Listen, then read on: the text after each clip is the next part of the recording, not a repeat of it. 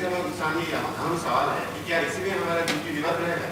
क्या ऐसा कोई विधा हम नहीं कर सकते हैं जिसके माध्यम से म्यूजियम एक ऐसा एक सांस्कृतिक प्रचार प्रसार का माध्यम बने जिससे उससे आसपास के परिवेश में उस प्रकार की परिवर्तन हो जिस प्रकार पहले के संगीत से होता था। हाँ जी। एवं उस प्रकार की ये विधा कैसे हो, क्योंकि म्यूजियम हमारे की देश की मूवमेंट नहीं है, विदेश से आया हुआ है। Yes. एवं उसमें हम लोग तरह तरह की चीजें प्रदर्शित करते हैं जो कि विदेशी ढंग से करते हैं। हाँ जी। इसमें जो देश की जो आत्मा है उसकी धुआं नहीं होता। हाँ। एवं ये चाहते हैं कि हमारे म्यूजियम में ऐसे एक मंच हो जहाँ पर ऐसे एक प्रदर्शन हो अभी विश्वास एवं अन्य विधाओं से जिसके माध्यम से लोग उन व्यक्तियों को छू सके, हाँ जी। उनके चरित्र के सुगंध प्राप्त कर सके। हाँ जी। एवं जितने भी आसपास के परिवेश है उसके धीरे धीरे परिवर्तन आ सके। करेक्ट। लोगों में जो कॉन्फ्लिक्ट हो रहा है कम हो सके और ये इंटीग्रेशन एंड कम्युनिटी हाँ जी। रास्ता बने। हाँ जी। उसके लिए आप कुछ सोचे। मैं drama company where his brother was already working as an actor. My father's interest in music was so great that even at the age of 8 or 9, he took part in dramas which were musical in nature. They were musical dramas. And he used to sing for 15-20 minutes in these plays with many encores from the audience. One day it so happened that Nilkant Bua of Miraj, who belonged to the Gwalior Gharana, he heard of this child prodigy and he came to the drama company where my father was acting and singing. And he asked my uncle whether he could take up the boy for training. My uncle was very pleased, and so began my father's training in Gwalior Gharana. Now for nearly 6 years, my father underwent this training at the Gwalior Gharana. And I believe that throughout his career, musical career, the Gwalior Gharana impress has always been felt in his music, even though he belonged later on to the Jaipur Atroli Gharana. So for 6 or 7 years, rigorous training he took from Nilkant Bua of Miraj. And then, at the age of 20, the HMV company, which was run by one Mr. Ramakant,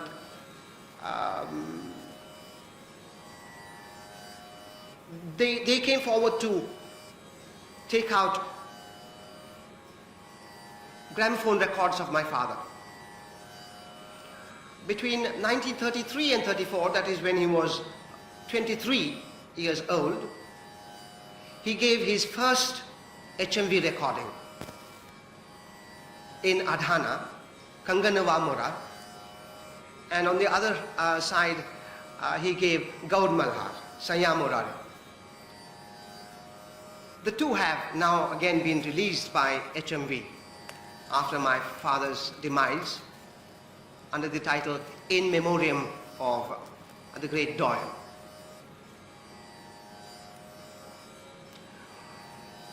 What we should be looking at in the making of an artist of the caliber of my father or any other great artist is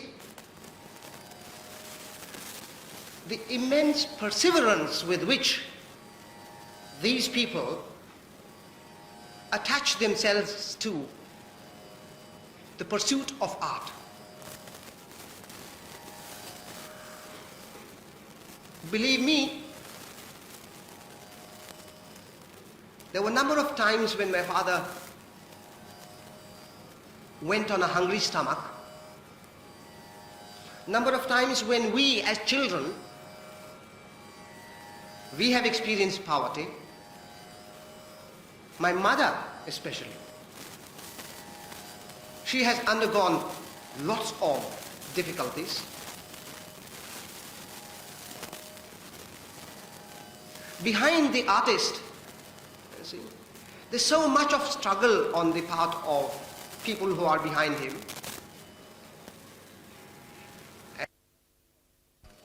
Prasiddhi nahi, not fame. Fame he got when he was 60 years old. तब सारा जमाना उनको आदर करने लगा से after, और वो भी रियाज कैसे? रियाज के माने, प्रैक्टिस के माने ये नहीं कि एक फ्रेज को लेकर आप उसी को रगड़ते रहिए, नहीं। अगर एक बार आपको वो फ्रेज मिल गया तो ठीक है, उसी को क्यों दोहराते हैं आप? Try another phrase. It was not that he practiced the same phrase again and again and again and again. नहीं, जब वो phrase मिल गया तो दूसरी phrase को जाओ, दूसरा ट्राई करो, तीसरा ट्राई करो, चौथा ट्राई करो। इस तरह की रियाज होती थी उनकी। और दूसरी बात उनके रियाज में मैंने देखा, और मैंने उनसे पूछा भी कि आप अपने गुरुओं से जो सीखे उसको कैसे आप रियाज करते हैं? वो हमेशा कहते थे कि मैं मेरी गुरुओं की याद में रियाज करता हूं। यानी जो फ्रेजेस उनको याद था और याद थी, उनको वो प्रैक्टिस करते थे।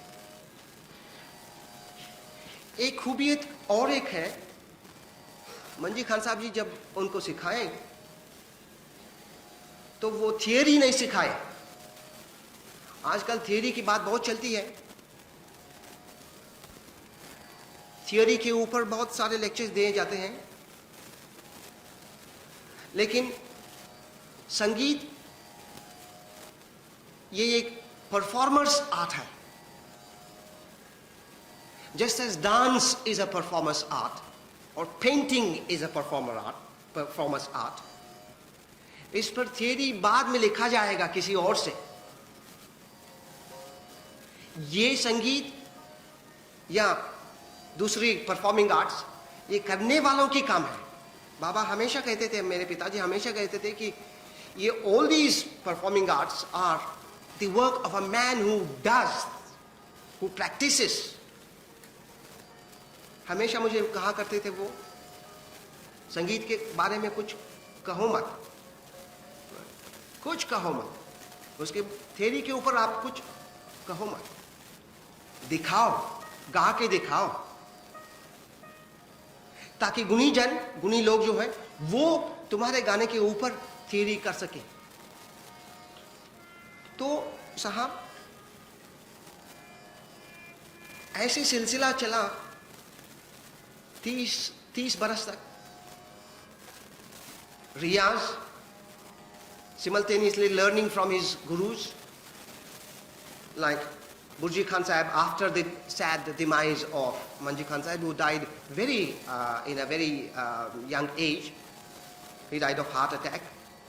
And Manji Khan Sahib taught my father for just 2 years, but in those 2 years, you see, he gave away everything that he had, because Manji Khan Sahib did not himself have a son. So Manji Khan Sahib had told my father that, बाबा तुमको जितना चाहिए उतना ले लो, तुम्हारा capacity क्या है उतना ले लो। तो मंजी खान साहब इतना प्यार से सिखाए, और ये भी एक देखने की बात है कि संगीत सिखाने में प्यार मोहब्बत से सिखाना ये बड़ी बात है। मेरे पिताजी उनको गुरुओं को पैसा बहुत नहीं दिए, क्योंकि पैसा इनके पास होता ही नहीं था, लेकिन ये गुरु लोग, गुणी लोग कितने प्यार से अपना आर्ट इनको दे दिए। आजकल तो आप देखते हैं कि ट्यूशन्स भी सिर्फ पैसे के इससे चलते हैं। यानी कहने की मतलब ये है कि सिखाना और सीखना, संगीत सिखाना और सीखना एक कमर्शियल नहीं था। आज हो गया है ये। This is a very bad प्रथा, I would say that I am still a traditionalist. मैं अभी भी मानता हूं कि ये सब परफॉर्मिंग आर्ट्स में गुरु भक्ति चाहिए, श्रद्धा चाहिए और लगन चाहिए, और इससे ज्यादा पेशेंस चाहिए। ये performing arts are not instant arts. एक बरस में, 2 बरस में आपको गाने वाला नहीं मिलेगा, तुम गाने वाला नहीं बन सकते। 10-20 बरस तक करना ही है। और किताब पढ़ने से आपको नहीं आएगा। किताब जो है, संगीत के ऊपर जो किताब लिखे हैं, बहुत गुणी लोग हैं, सभी नोटेशंस भी दिए, वो दिए, डिस्क्रिप्शंस दिए, वो सब दिए, ठीक है।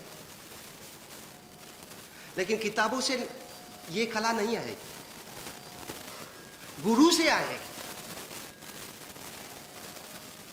गुरु की कृपा से आएगा। सच बोलो तो ये जो थियोरेटिकल बुक्स है, these are okay for an accomplished artist. They are like reference works for an already accomplished artist. They are not meant for youngsters. They are not meant for learners. Learners must learn through the Guru. और चिंतन करना चाहिए। ग्वालियर घराने की थोड़ा सा खूबियत बताना चाहूंगा।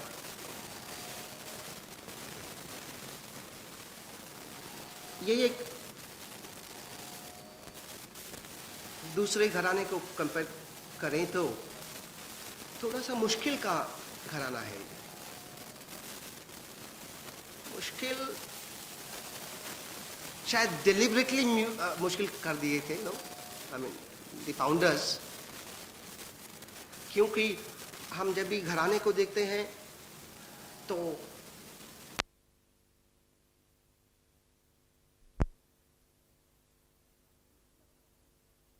अपनी बुद्धिमत्ता से वो एक अलग ढंग से ख्याल प्रस्तुत करने लगे। लेकिन इस अलग ढंग ये ध्रुपद पे बेस हुआ था, तो इसलिए जयपुर अतरोली घराने का ध्रुपद के ऊपर बहुत रहता है। तो ये सुर को लेके अभी हमारे घराने में थियोरेटिकल सुर्स आर नॉट देयर। सारे गम पदा निसा ये कहीं भी आपको राग में नहीं मिलेंगे। ये थियोरेटिकल स्वराज है। In actualization of these swaras, you get raga swaras.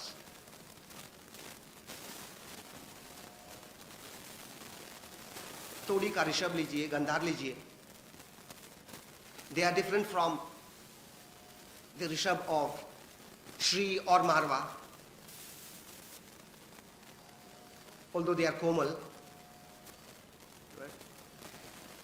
Even the so-called shrutis are not enough, because there are micro tones of these swaras.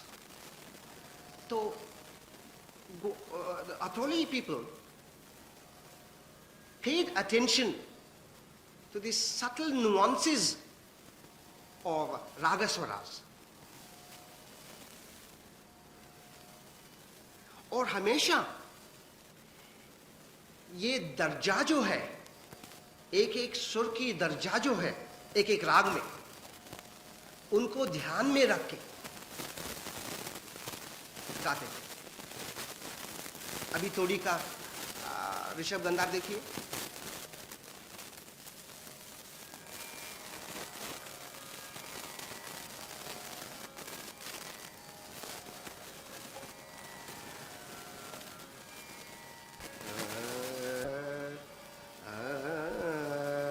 और ऋषभ भी उसी हिसाब से कम होता है।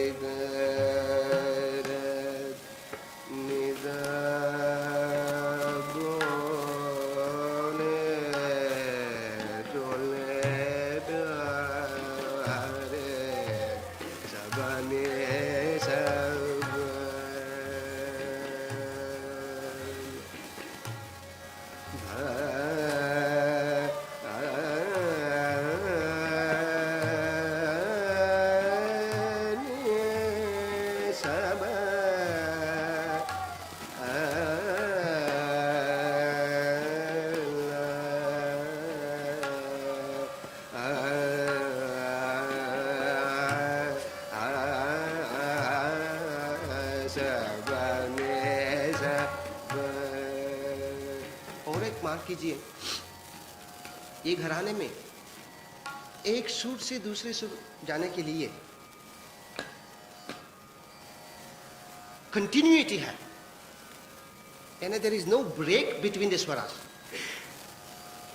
Neither is there any kind of waiting on a particular swara, नहीं, ऐसा नहीं है, because we see the notes always in relation to the other notes of a particular raga. इस माने every raga swara comes to have its own identity. जो रागों के सुर के आइडेंटिटी होता है, वो दूसरी सुर के रिलेशन से होता है।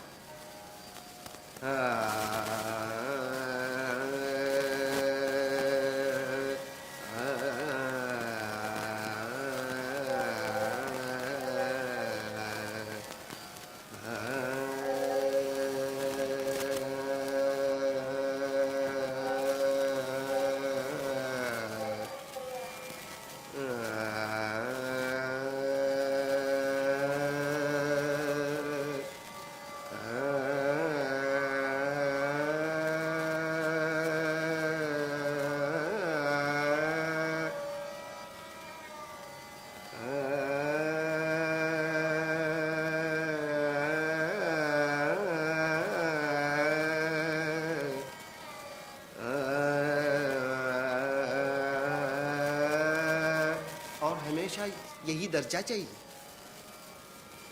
ये ऋषभ गंधार की दर्जा जो है हमेशा यही दर्जा रहना चाहिए, इससे राग बनता है।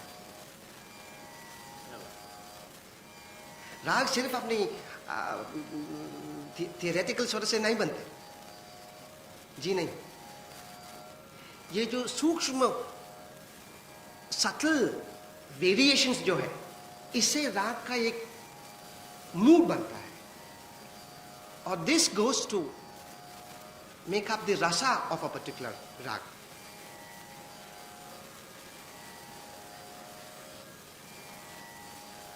और दूसरी बात यह है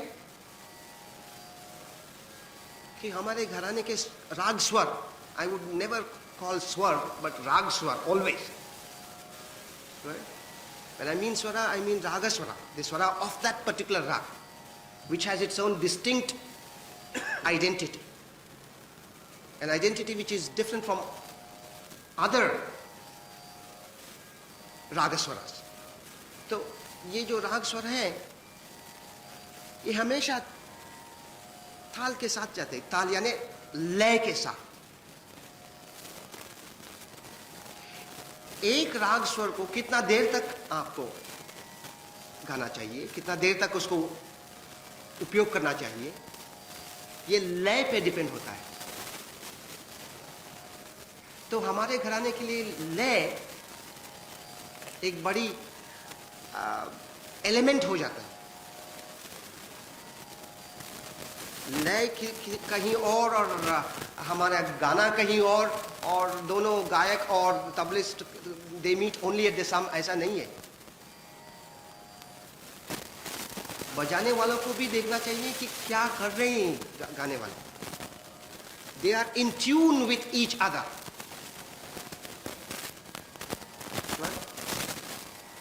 कई घरों में ऐसा भी होता है कि tableist is playing his own lay and the musician is performing his own in his own particular timing, and then later on they shake hands at the sum. Right? Sum को आने के बाद वो दोनों मिलते हैं. हमारे घराने में ऐसा नहीं. हमेशा all the time in one avartan we are aware of the ताल. हम कहाँ हैं ताल में. ठीक है, कई बार हम सम को नहीं आ पाएंगे शायद, क्योंकि we are interested in creating phrases. लेकिन हम जानते हैं कि yes I know I have missed it this time, but later next time I can come to the sam. हर आवर्तन में सम आते आते वो कर सकते हैं. वो क्या बड़ी बात नहीं है, मुश्किल काम नहीं है.